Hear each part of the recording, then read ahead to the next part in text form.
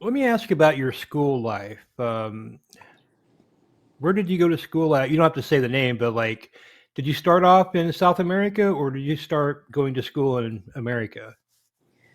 So in South and Central America, I was put in school probably when I was like 3 or 4 years old into preschool. And I was, like I said, I was taken in a limousine with a nanny or with my mom. I went to different schools every year. So every year it was a different school.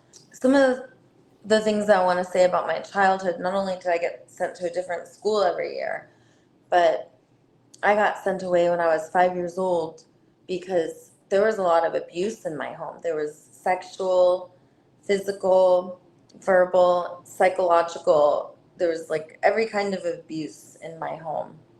And I had to question every touch. And it was really difficult. So my father and I think probably would have been diagnosed like Asperger's or something. So or autistic, but it wasn't as a result of our environment. So when I was 5, I got sent away to live in New York City for a couple months in a hospital.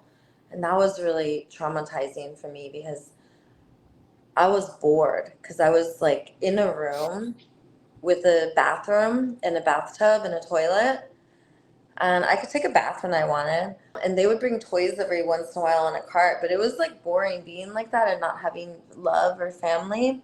Can I ask, why were you sent to a hospital at 5? Because I had behavior that my mom thought was odd. Like I would hang all over men, but I was being, by my grandfather since I was like first born. He was the family, and he pretty much all the little girls in the family, and even the little girls who would come over, and he would like and get the nan. Well, but who knows if they were consenting or being paid, but he would even get our teenage nannies pregnant. Mm. And when I was 13, he assaulted my best friend, and we had to pay off her family. And I grew up with a lot of abuse. I was getting kicked out of my house since I was a toddler, like being forced to sleep outside, literally getting kicked in the ass and like bleeding from like who knows where. And like I was in a really abusive environment. My brother and my sister and I watched each other get beat up. And and we had the girls had to question every single touch, and for some reason like certain girls it would skip, like it happened to like me and my aunt and my cousin and all these people, but not my sister. It happened. My brother even says it happened. So it's like it would happen to all these some people and not happen to others, and it was disorienting because the people it happened to were called liars. So then a lot of us wouldn't want to talk. So, was I autistic or was I having a healthy reaction to my environment? Also, another trait of autism is you walk on your toes. I like to walk on my toes. So that means that I'm using more muscles in my feet. It means that my spine is more decompressed. I'm even breathing deeper. That's a trait of autism. Is that bad? I also don't like to wear shoes because in order for me to spread my toes and decompress and be able to walk the way I am, I have to get shoes that have all the toes out. Those are the shoes I have to wear to be able to do that. I don't always feel like putting those on because it's a lot of energy to put those on. So a lot of times I just go barefoot. You said you were being abused mentally and physically. Now, And the verbally. it seems like the bulk of the abuse was your grandfather. Where were the other types of abuse coming from? My mother was really verbally abusive. She was suicidal. And I love my mom so much. Like, she and I are a lot alike. Um, my dad is like my twin. We look exactly alike. My mom and I, our personalities are more alike. And she and I are both pretty like, we have the same kind of trauma. I'm pretty sure what happened to me happened to her. And she's in denial. Yeah, it was really hard growing up because she would say things like, call your dad and ask him if you can live with him. But I've only seen my dad like 2 or 3 times in my life, and this is only because he had a concert and I saw him for like an hour. You know, like that kind of a thing. Like I didn't know my dad. My dad was famous. He didn't really feel like his kids were important. His career and going on the Johnny Carson show and going on this show and this interview and this concert and this award, like everything was more important than his family. And in addition to that, he was battling addiction. So like I remember waiting in the window for my dad because he was gonna come, and I don't know, maybe he met someone at his concert and decided to go with that person instead of coming to see his kids. But there was nights I would wait in the window and he never came. And I just remember always feeling this heartbreak. One of the worst things was like, because of my mother's trauma and my grandfather's trauma, they were not able to give me a space to feel like I made sense. So even though they were like really loving and had a really sweet side, you know, there was not the capability of being like, you make sense. Your feelings matter. What happened to you happened. Like, so I grew up really disoriented. My relationships were really dysfunctional. Like my brother and my sister and I all fought. And my brother and my sister, by the time they were 14, it was just like my mom when she was 14 years old. She was like, I'm going to run away if you don't send me away. So my brother and my sister both got sent away to the same boarding school as my mom, Interlochen Arts Academy, when they were 14. And I never saw them again. And that broke my heart to lose my brother and sister at 14. You know, when my sister left at 14, I was only 12, and when my brother left at 14, I was only 15. Was there a reason you didn't go with them? I didn't have the gifts. I had a lot of natural talents, but I had absolutely no desire to do school or any organized activity at all. I was not able to make friends. I changed schools every single year. I usually had one friend, and that was it. And my one friend, when I lived in Virginia, was Casey. And she had a brother, my brother's age, and she was best friends with her brother, and I was best friends with my brother. And I loved my brother so much that when I was really little, like a toddler, I was like 4 and my brother was like maybe 3, we kind of hooked up because we were being, so it was a little behavior that thank God we never repeated. My brother's actually gay and he doesn't like women like that. It was more because I think we were being, both of us. I used to get boyfriends that were way older than me, and getting kicked out of the house constantly by my mom, it made me feel like I didn't belong. One time I called 911 and I said, my mom fell down the stairs and her head's bleeding. And then 911, everyone came, and I said, no, I didn't say that. I said Josh's friend died. I was just like wanting someone to like witness me, I guess.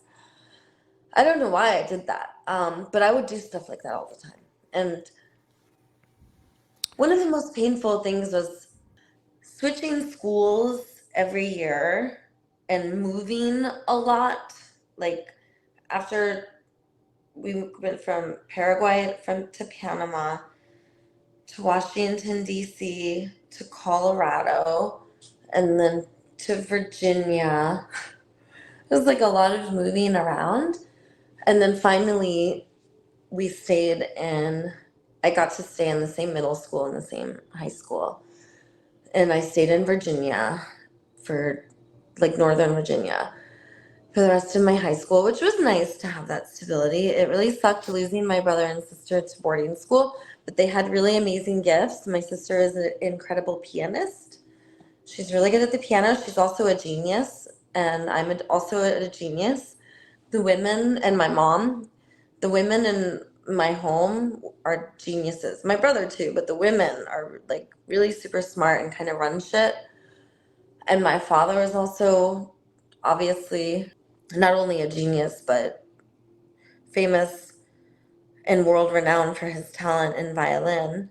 And I see a Well, lot of similarities because my genius didn't come out till later, but I'll tell you more about it. My brother went to boarding school. So Interlochen, you have to have a gift. Like Jewel went for singing.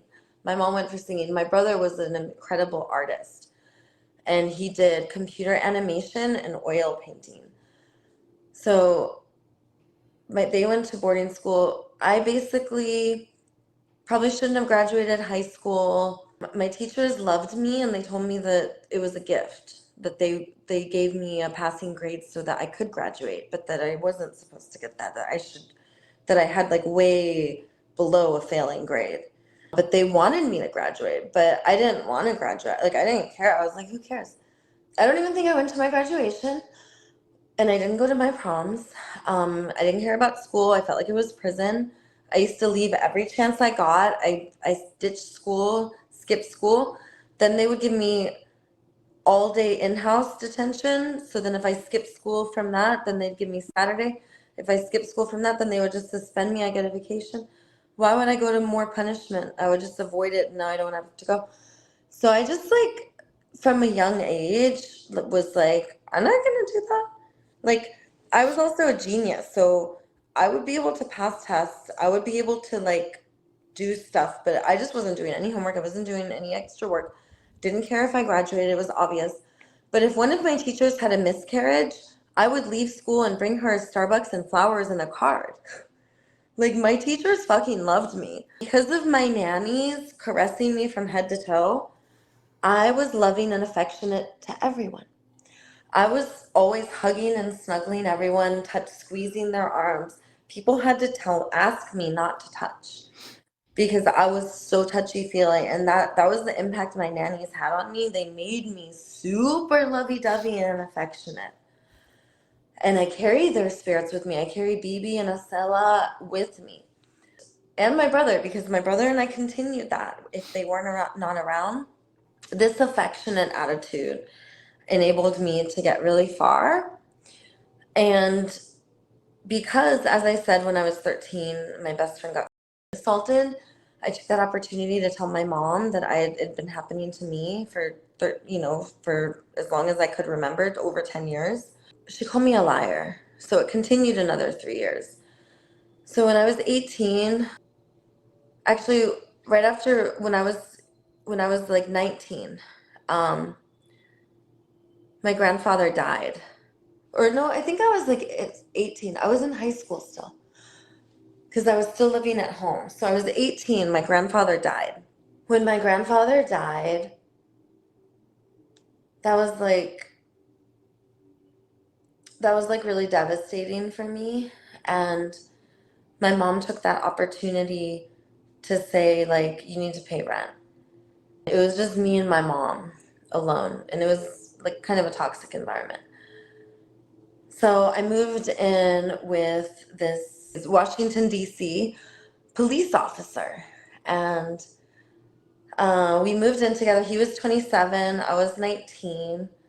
He would like pull my hair and hit me, and I would like yell at him and say mean things to him, and it was pretty toxic. So I decided to buy a house, and I was 19. I bought my first house. how did you finance that? Were you working at the time, or did? Well, as I said, I was a genius. So I did 103% mortgage. And at that time, you could do that in FHA programs. And 103% mortgage enabled me to pay all closing costs and have some money and pay all of the loan.